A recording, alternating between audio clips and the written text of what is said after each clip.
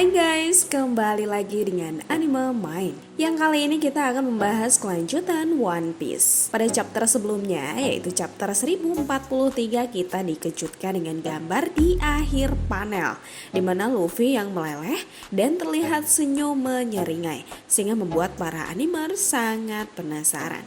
Oke guys, sebelum masuk ke pembahasan, like and subscribe. Pada chapter ini diberi judul Prajurit Pembebasan. Pada chapter ini menceritakan kisah Ninji dan Nonji yang tergambarkan akan diinvestigasi oleh Oven dan kawan-kawannya.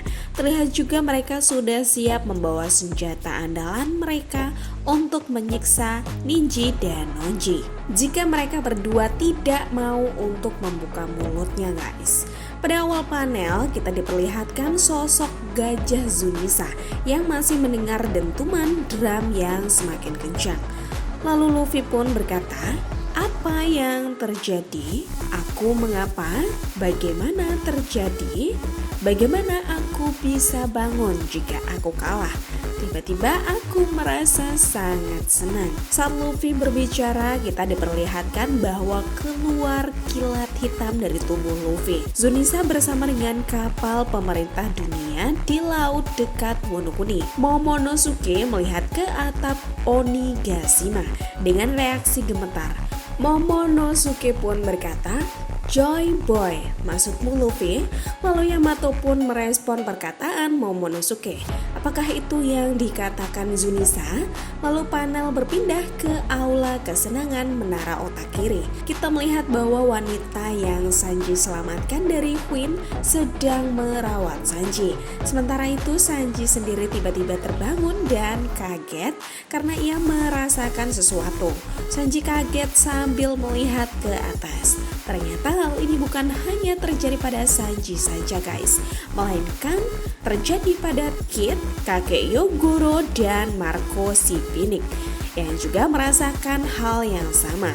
Mereka merasakan sesuatu dari atas dan Marco pun berkata, "Topi jerami, ia masih hidup." Yamana serta Nami yang saat ini sedang menangis memberikan reaksi tangisan ketika mendengar hal itu. Bisa jadi tangisan karena bahagia ya guys. Lalu panel pun berpindah ke Tanah Suci Marijua. Di ruang otoritas kastil Pangea, Gorose terus berbicara tentang situasi di Wano Kuni. Salah satu dari mereka pun bertanya-tanya, apakah layak kehilangan agen top dan membuat Kaido marah? Lalu Gorose dengan rambut gimbal pun menjawab bahwa itu sepadan, terutama mengingat masa depan yang mungkin ditimbulkan oleh situasi ini. Para Gorose pun saling berkata, pemerintah dunia mencoba untuk menjaga Gomu Gomu no Mi bersama mereka di setiap era. Tapi entah kenapa buahnya selalu hilang dan 800 tahun telah berlalu. Ini seperti buah setan mencoba melarikan diri dari pemerintah dunia ini. Mungkin karena kita tahu bahwa Zoa memiliki pemikiran sendiri dan buah itu memiliki nama Tuhan guys. Nama lain dari Gomu Gomu no Mi adalah Hito Hito no Mi Zoa Mitos model nikah. Dalam panel terlihat megah dan epic. Kita melihat siluet Luffy dengan bulan purnama menjadi latar belakangnya. Dan kalian bisa lihat ya bahwa siluetnya identik dengan sosok nikah. Meski kita hanya melihat siluet hitam saja, namun sudah terlihat jelas bahwa Luffy terlihat tertawa. Selain itu suara drum terus berlanjut dan Luffy pun tertawa. Horose pun berkata kembali, tubuhnya memiliki sifat karet dan ia bisa bertarung dengan cara apapun yang ia mau. Membuat orang tersenyum kemanapun ia pergi.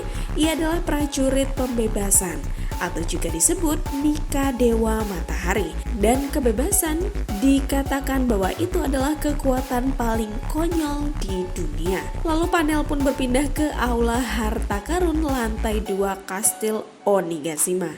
Orochi masih terjebak di bawah reruntuhan dan Orochi pun berkata, "Hei Hiyori, aku juga menghargai Oden. Aku dipermainkan oleh Kaido. Ayo kabur dari sini bersama. Sekarang lepaskan aku." Lalu Hiyori pun menjawab, ayahku menepati janjinya kan? Dia percaya pada janjimu dan Kaido buat untuk membebaskan tanah Wonokuni. Selama 5 tahun ayahku menari dengan cara yang lucu. Ia bahkan melawan keluarganya. Ayahku menepati janjinya. Dia percaya pada janji untuk membebaskan mereka semua. Dia bahkan bertahan 1 jam terbakar dalam minyak mendidih. Dia selalu tertawa, dan jika seluruh kehidupan dibajak, ayahku menanggung semua rasa sakit itu sendirian. Kita di sini diperlihatkan kilas balik antara Oden dengan Hiyori, di mana Oden berkata, "Ada apa, Hiyori?" Hiyori pun menjawab, "Ayah, apakah kamu baik-baik saja dengan setiap orang yang membicarakan hal buruk tentangmu?"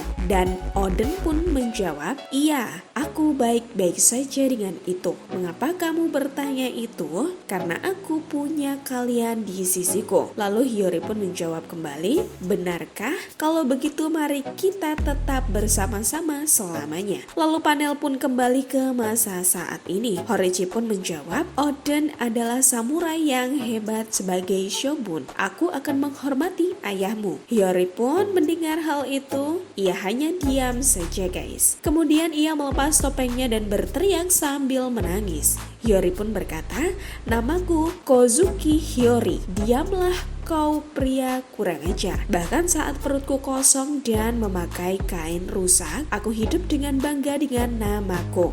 Kau seharusnya tidak berada di posisi shogun, bahkan hanya untuk 1 hari.